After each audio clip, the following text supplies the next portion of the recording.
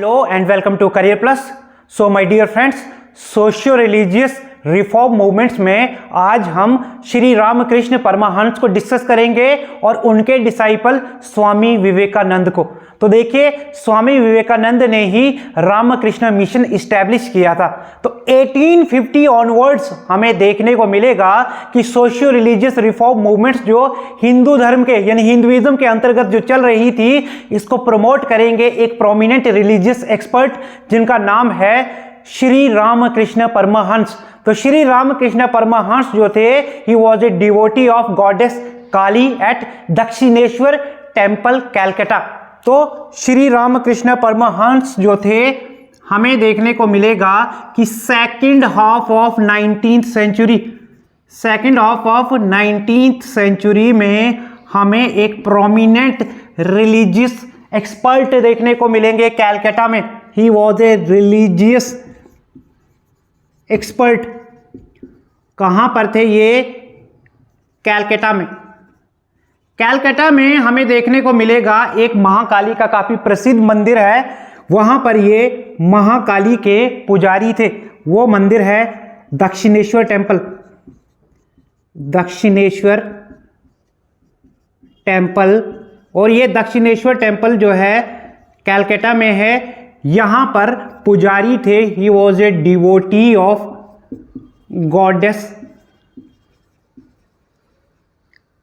महाकाली। तो महाकाली जो माता हैं, उनके पुजारी थे Shri Ramakrishna Paramhans.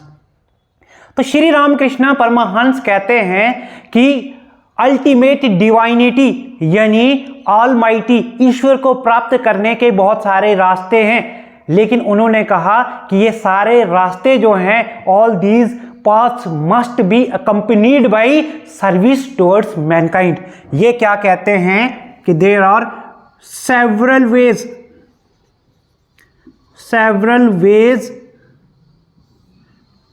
to achieve or to attain almighty। जो डिवाइन पावर है उसकी अगर हम बात करें तो उनको अगर हमने अटेन करना है, उनको अचीव करना है, उन्हें प्राप्त करना है, तो हमें बहुत सारे रास्ते हैं। लेकिन ये कहते हैं कि सारे के सारे रास्ते जो हैं, दीज मस्ट बी अकम्पनीड, यानी ये सारे के सारे रास्ते कहाँ से होकर के जाते हैं? Accompanied by service towards mankind. That means according to him service of mankind was a service to god. तो इनके अकॉर्डिंग क्या था? सर्विस टू मैनकाइंड, इंसान की सर्विस करना according to him was a service to God. ईश्वर की service है। अगर हम मैनकाइंड की, इंसान की अगर सेवा करें, तो ये मानना था श्री रामकृष्ण परमहंस का। श्री रामकृष्ण परमहंस की इस फिलॉसफी को उनके बाद में आगे लेकर के जाएंगे इनके डिसाइपल, और इनके डिसाइपल हैं स्वामी विवेकानंद। ओरिजिनली किस नाम से जाने जाते थे स्वामी विवेकानंद? नरेंद्र नाथ दत्त। तो his disciple was Narendra Nath Datta. His disciple who promoted his philosophy, who promoted the philosophy of Shri Ramakrishna Paramahansa, his name was Narendra Nath Dutt। Narendra Nath Dutt जो हैं popularly known as Swami Vivekananda. तो स्वामी विवेकानंद जो हैं वो इनकी फिलॉसफी को आगे लेकर के जाएंगे, ठीक है। और रामकृष्ण परमहंस की फिलॉसफी को आगे लेकर के जाएंगे, प्रमोट करेंगे, और इनको सबसे बड़ा अवसर तब मिलता है जब world conference of religion convene की जाती है शिकागो में 1893 में। When he got the opportunity to participate, he participated in world conference of religion. तो सभी धर्मों के जो प्रीस्टली क्लास है वो जाकर के अपने धर्म के बारे में बताएंगे, ठीक है। तो world conference of religion which was held at Chicago में, यानी यूएसए में, यूनाइटेड स्टेट्स ऑफ अमेरिका में 1893 में वर्ल्ड कॉन्फ्रेंस ऑफ रिलीजन हुआ। यहाँ पर गए भारत से स्वामी विवेकानंद और ये रिप्रेजेंट करेंगे हिंदुइज्म को रिप्रेजेंट करेंगे स्वामी विवेकानंद। तो यहाँ पर इन्होंने एक ब्रीफ स्पीच दी। इस कॉन्फ्रेंस में स्वामी विवेकानंद ने एक ब्रीफ स्पीच दी जहां पर उन्होंने कहा कि जो हिंदू धर्म है, ठीक है, वो दूसरे धर्मों में सच्चाई नहीं ढूंढता कि किस धर्म में क्या कमी है और क्या अच्छाई है, बल्कि हिंदू धर्म एक ऐसा धर्म है जिसका मानना है कि सभी धर्म जो है वो सच्चे हैं। तो स्वामी विवेकानंद अपनी स्पीच में कहते हैं कि Hinduism does not find truth in other religions. तो दूसरे धर्मों में, ठीक है, ट्रूथ ढूंढने के लिए हिंदू धर्म नहीं जाता, बल्कि according to Hinduism all religions are true, सभी धर्म जो है हिंदू धर्म के अकॉर्डिंग वो सच्चे हैं, ये कहा स्वामी विवेकानंद ने। तो ये इंपॉर्टेंट लाइन है स्वामी विवेकानंद के द्वारा जो कही गई। उन्होंने कहा कि हिंदू धर्म किसी दूसरे धर्म की कमियां नहीं देखता कि किस धर्म में क्या कमी है, क्या गलत है, क्या सही है, बल्कि हिंदू धर्म का ये मानना है कि जो भी धर्म है, जो भी सच्चाई के रास्ते पे चल रहे हैं, वो सारे के सारे धर्म जो हैं वो सच्चे हैं। तो इसी तरह से स्वामी विवेकानंद जो है आपको देखने को मिलेगा नियो हिंदुइज्म के फाउंडर माने जाते हैं, जहां पर वो कहते हैं कि हिंदुइज्म जो है it is a way of life. Swami Vivekananda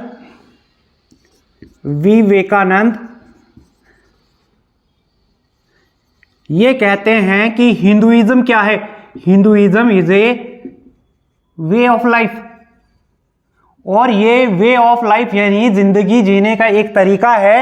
and from the ancient times it has accommodated all the major religions. तो आपको देखने को मिलेगा कि एंशिएंट टाइम से ही आपको देखने को मिलेगा कि हिंदू धर्म ने क्या किया है, सभी धर्मों को एकोमोडेट किया है, ऑल द प्रोमिनेंट रिलीजन्स, यानी अपने अंदर सम्माहित किया है। दैट मीन्स यहां पर स्वामी विवेकानंद कह रहे थे कि हिंदू धर्म जो है वो क्या कर रहा है, दूसरे धर्मों के लिए एक कोऑर्डिनेटिंग एजेंसी है।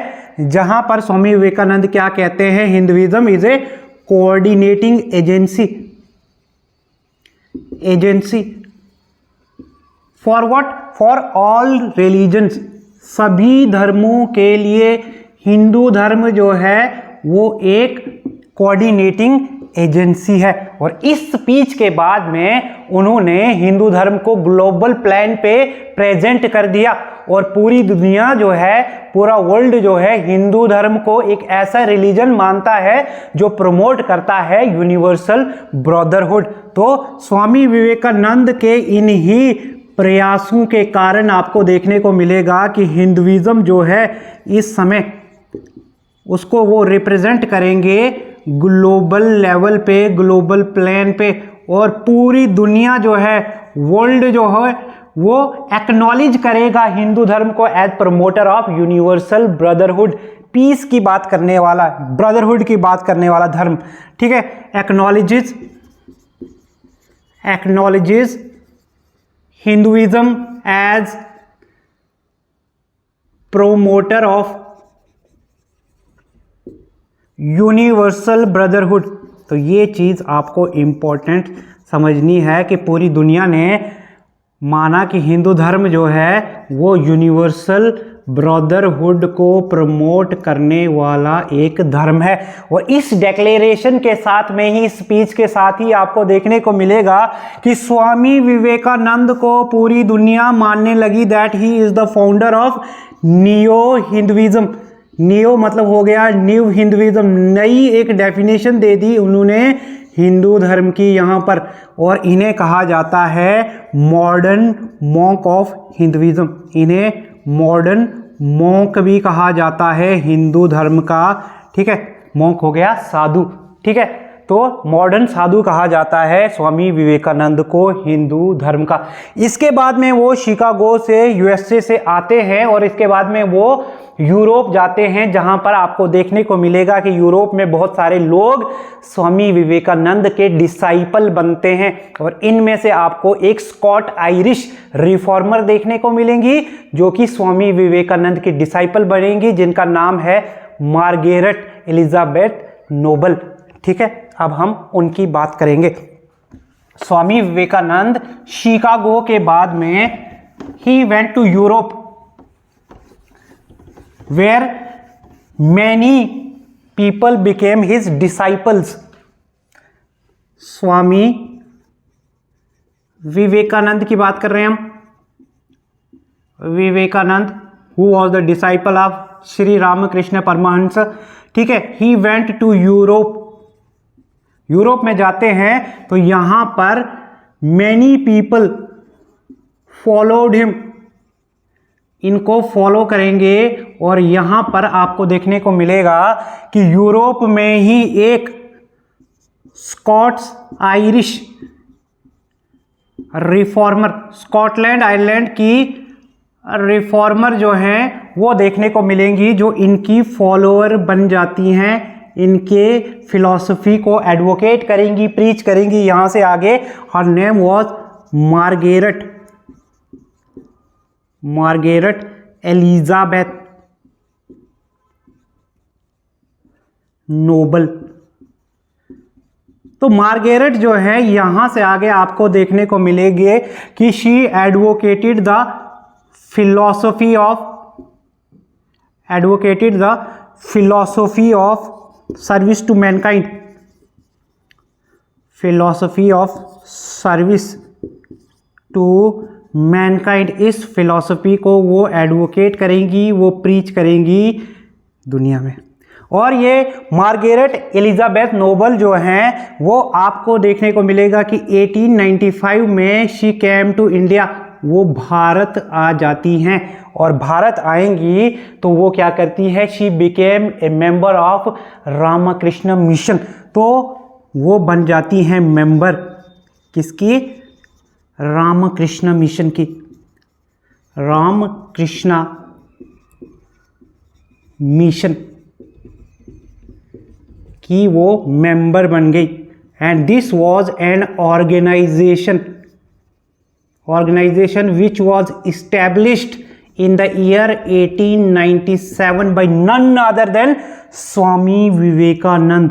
established by स्वामी विवेकानंद। तो स्वामी विवेकानंद ने ही रामकृष्ण मिशन ये ऑर्गेनाइजेशन को इस्टेब्लिश किया था, जिसके ज़रिए वो अपने गुरु श्री रामकृष्ण परमहंस की फिलॉसफी को प्रोमोट करते हैं। ठीक है, तो ये ऑर्गेनाइजेशन 1897 में इस्टेब्लिश की जाती है इंडिया में, बेलूर नाम की जगह पे ये ऑर्गेनाइजेशन इस्टेब्लिश की गई, एट बेलूर।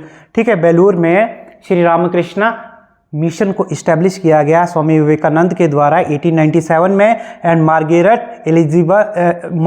एलिजाबेथ नोबल जो है she became a member of this organization. ठीक है, आगे चल करके आपको देखने को मिलेगा कि इनके बहुत ज़्यादा योगदान के कारण स्वामी विवेकानंद उनको एक नाम देते हैं, वो नाम है निवेदिता। निवेदिता नाम दिया जाता है स्वामी विवेकानंद के द्वारा मार्गरेट एलिजाबेथ नोबल को। Name given by Swami Vivekananda was Nivedita. और लोग इनको प्यार से सिस्टर निवेदिता कहते हैं। लोग इनको प्यार से सिस्टर निवेदिता कहते हैं। स्वामी विवेकानंद ने उनको निवेदिता का नाम दिया था। अब देखिए निवेदिता क्या करती हैं, वो आगे चल करके आपको देखने को मिलेगा कि वो इंडियनाइज ही हो जाएंगे और बहुत इंपॉर्टेंट और प्रोमिनेंट काम करती हैं वो इंडिया में। तो जिसमें हमें देखने को मिलेगा कि रामकृष्ण मिशन जो उन्होंने ज्वाइन किया था, ठीक है, जो मिशन करता क्या है, प्रोमोट करता है social upliftment of masses. Ramakrishna Mission करता क्या है, it promotes social upliftment of masses, सामाजिक जन कल्याण का कार्य करता है, प्रोमोट करता है इन कामों को। कौन? रामकृष्ण मिशन।